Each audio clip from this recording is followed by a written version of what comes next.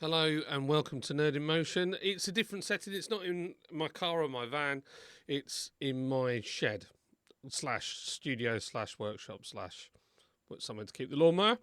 Right, okay. So I haven't uploaded in a little while because I've not been well, and I didn't think you guys would enjoy hearing me snotting and coughing and whatever. So I'm going to get straight into this because I think you need to know, and I'm literally going to tell you how they're stealing these cars before the comments go mad and say, oh, you're telling everybody how to do it, oh, you're glorifying it, and all that stuff. It's already out there. All these guys that are stealing them already know, and the people that maybe want to get into it, this information is not really that hard to find. It's not out there on any other person's video that I can see. I'm not saying that it isn't. I just haven't seen anything. So I wanted to explain really and give you an understanding.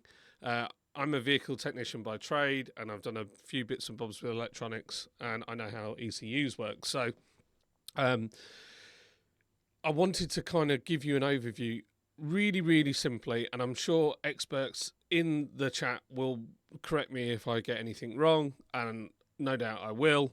But let's get straight into the key information. So the first thing you really need to know about is the CAN bus systems. So if I magically move that, you should be a little drawing here. This is done by a training company. I found this image. I think it's Earth 2 Digital. So this is copyrighted, but I thought it was such a great drawing that this kind of gives you an overview, very basically, of what a CAN bus system is. Now, why am I telling you about CAN bus systems? Well, this is really primarily the way that they get into your vehicle. So obviously cars are more electronic now than they've ever been, and you can use microcontrollers, you can use PCBs, and you can pretty much automate the car to do anything you want it to do now quite cheaply compared to what it would have been like 20 years ago. So how it is now, imagine the CAN bus system is like a ring road. So this is like a ring. Imagine a ring road like the M25, and all the ECUs are like towns off the M25. Now the way they do that, or the reason why CAN bus kind of came in, is mainly to save on cabling, because as they were putting more control units in cars and they were feeding stuff off to a control unit and then all the way back again, it was becoming apparent that you needed miles and miles and miles of cabling, and it was much quicker, much more efficient. I know there's other reasons as well, but this is like, I'm trying to make this as simple as possible. By using a CAN bus network, you can cut down on the amount of wiring you require, and you can put more modules onto that. So let's say you've got your dashboard there, you've got your OBD plug, and this is a source of problems sometimes. You've got your infotainment system and touchscreen. Then you've got your gateway module, which is kind of what talks to everything. And then off that, you've got your body control module. It's got a chassis CAN high-speed network on here for all your like power steering, and in some cases, it will be as things come on board, it will be things like self-driving, things like that might go onto that. It's a faster network. Then you've got on here a powertrain network, so that's your engine, gearbox, and stuff like that. Then you've got on here, this got audio and stuff like that. So those modules or those sub networks are off the main network, but in this drawing it kind of shows them all being separate. They're not always separate, and this is where the problem comes. This drawing makes you think, well, but basically because you've got your gateway module and then all these individual sub modules, that they're all separate. They're not really, because let's say, I'll give you an idea of how it might start. So the car, you walk up to the car, the body control module spots that you have a keyless key. So that keyless key sends a message and it goes all the way around the system, goes to the gateway module, which then sends that signal out to everything else, and the HVAC system, your heater system inside goes, no, that's not for me. The stereo goes, no, that's not important to me. The transmission's like, no, not interested. And then it goes all the way around. It gets to the dash cluster, because actually dash clusters hold lots of information. Within that dash cluster, there might be the immobilizer system, or there might be a separate module that is for immobilizer, or it might just be the engine ECU that controls it. The engine ECU goes, oh yeah, that's me. Yeah, that's my key. Right, you can start the engine now, or you can unlock the door, or whatever the signal that it's received tells it what to do. Okay, so that's how your car kind of works in a nutshell. I hope I'm explaining this correctly, in a way you can understand. Now, what's happening is, to get onto these systems, all they need to do is have access to that network, the CAN bus network, which you can hear people talking about in other videos. There's a chap who's Challenged the Road, I think he's called. Fantastic guy. I watched his video about, obviously he's writing to the CEO of Range Rover, but it's not just Range Rovers that are the issue. It's pretty much any car that doesn't have a physical blade for a key to start it. But even then, that's not secure either, because, well, we'll get to that. So they want all the thieves need to do is get access to the CAN bus network. So I know a while ago BMW had an issue, and it was basically they could snap the mirror cover off and clip straight onto that CAN bus wire and send a signal to tell the car to unlock and potentially tell the car to start. I know that in some cases what they would do is unlock the car through the mirror and then plug it into the OBD port, which is your diagnostic port, which is just there, and then basically challenge the control unit to start the car. Now, once they've started the car, they can literally code a key to it. So the key itself is not really that important for the thief, because he can buy those keys. They're readily available. There's plenty of copies of them. You can buy a key anywhere. So once he's got that car started and gone, he's gone.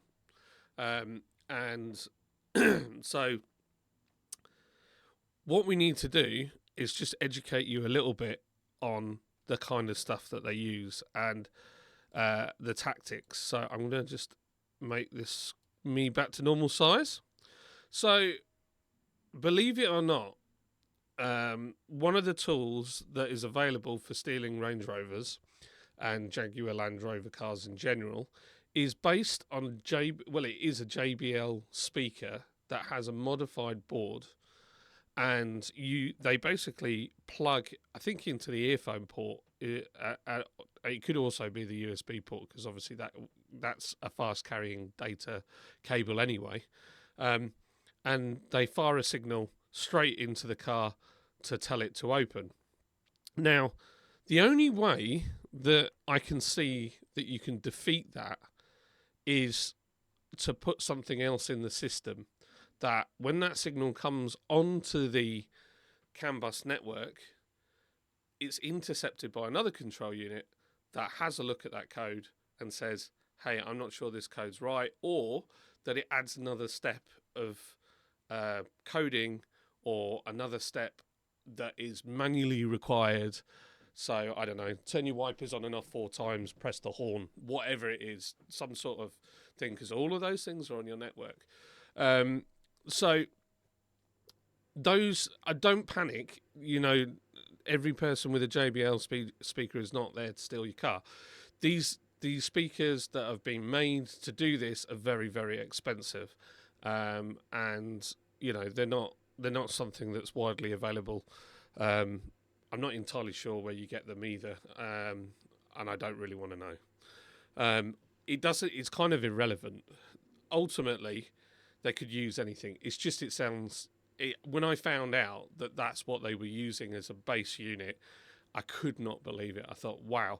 And if you were a copper and you caught somebody and they had a JBL speaker in their bag, I mean, you wouldn't think anything of it, would you? You would like that's perfectly acceptable to be carrying around a JBL speaker and a Bluetooth speaker in your bag. I mean, there's no crime against that.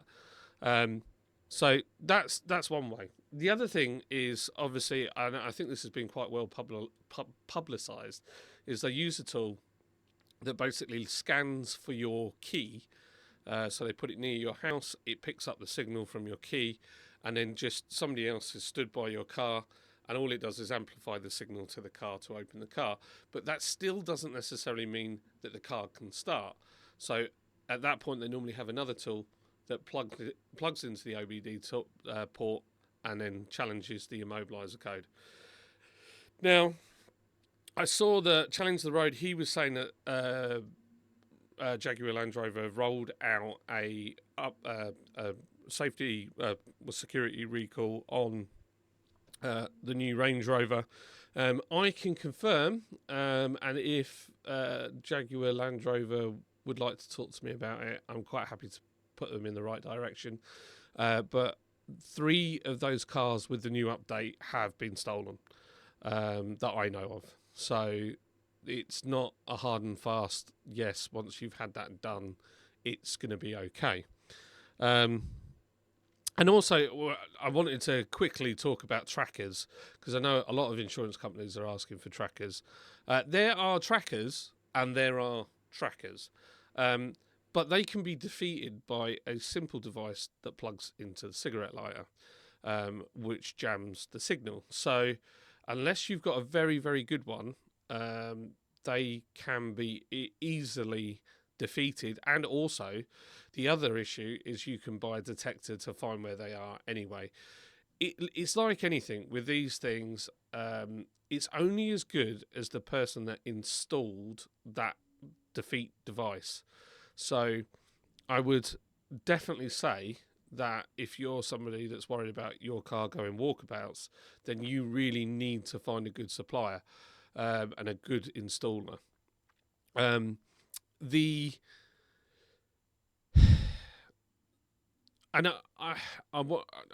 to quickly talk about this because I don't want to scare everybody, but I think it needs saying.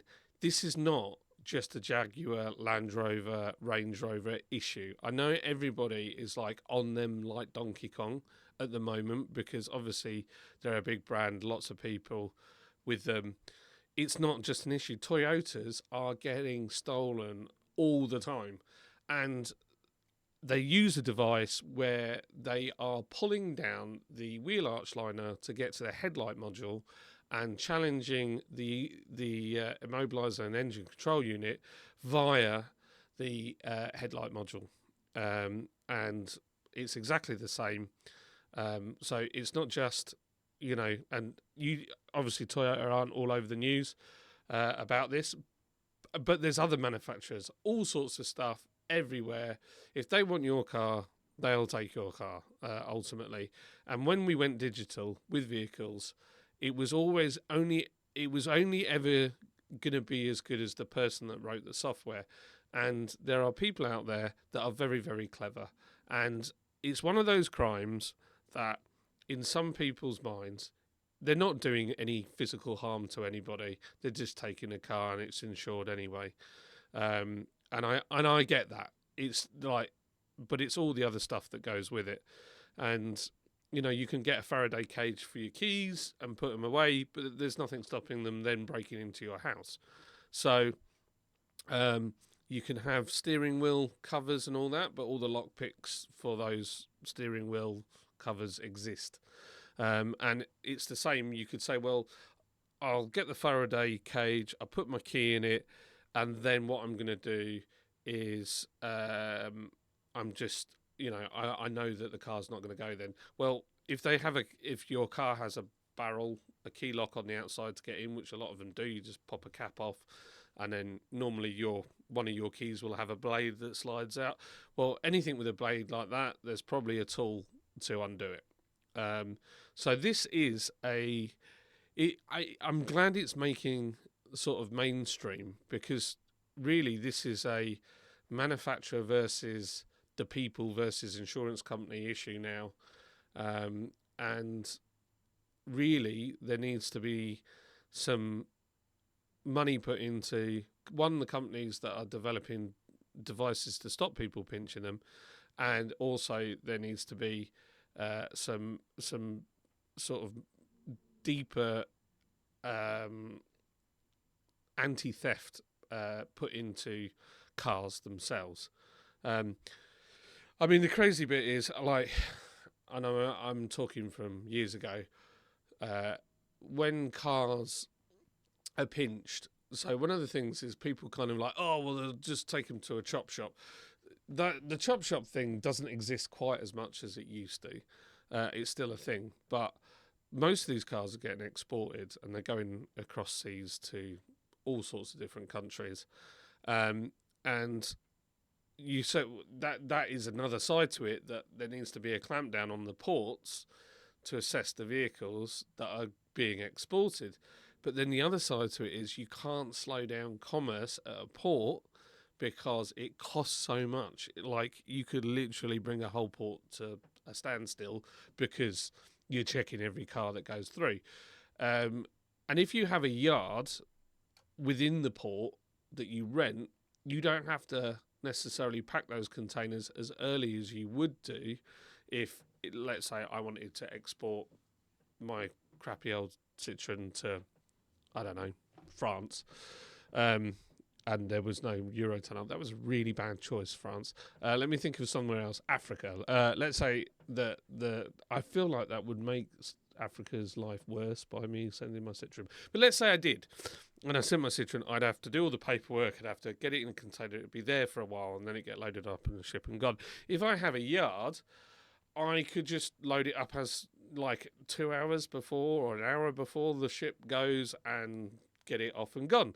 So your car, in fact, I'll talk about my neighbour had a Range Rover Evoque.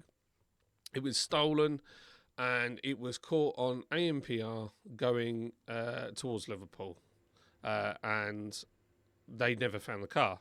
Now, I don't think it's in Liverpool. I don't think it stayed in Liverpool. It would have gone straight into a container and been loaded on a ship. And, you know, these guys are super organised. So they will already have a list of where they want to go. They will have already cased out the cars and what cars they are. They might even pull codes already. You don't know. And basically all they've got to do is be quiet enough to get the car, take it away, get it on the motorway, not get stopped, so they don't drive like idiots and crazy fools. They just take the car, take it to the port, load it on a container, it goes on a ship and it's gone. And they'll know when those ships go, they know what their loading time is. So by the time you get out of bed, you've had your cup of tea or coffee, like myself here, your car is already on the sea and it is heading to somewhere else. And let's say the port stops and checks all the vehicles. They won't check all of them. They might find 20 of them. They might find 20 cars that are dodgy, but another 60 make it through. And it's not like they're buying those cars, so it doesn't matter if those cars get seized. So that's from sort of what I know of what happens. And so going back to your Range Rover, make sure your car is locked. Do get a defeat device. What I'll do, if you guys, if this video gets seen enough and people are interested enough, I'll go and do some research and I'll go and find some good companies that make good, like, I will make sure that they're good, because they're, you know, I'm not saying there's bad ones out there, but it's like everything. There's good and bad gear. You know, I can buy a webcam. It says it's really good, but it's not really good. I'll go and do some research. I'll find out, and I'll find some good installers, and I'll see if I can get you guys in touch, because I know there's a load of you, and it must be gutting. And I also feel like if we can get the more people involved with getting defeat devices fitted for blocking the CAN bus and stopping it from getting nicked, then hopefully the insurance companies will start bringing the policy down. And then with a bit of luck, manufacturers will start to make these systems a lot harder to get into. Really, what I would say is, when we looked at the system before, and you have a high speed CAN bus network separate. It's like a sub ring road of the overall CAN bus that's fast and runs quickly to monitor the faster things like engine, gearbox, steering. It might, I think probably all the immobiliser stuff, everything to do with security, needs to be within a small network that's quite hard to get to within the car, and that will help. Ultimately, these guys know what they're doing, and they're clever people. I think people label car thieves as like hoodie wearing, jobbos, where actually they're not. They're clever people. They're not stupid at all. They know what they're doing, and ultimately they don't want to. I think the majority of them don't want to get into any conflict with you. They just want to take the car. So if you're ever confronted by somebody and they're shouting and screaming at you or whatever, if you can't get away straight away, don't fight for just let them take the damn thing. It's just a car. You can replace a car. You can't replace a person. So that's my view. So anyway, I'll leave you guys with it. Tell me what you think, and let me know.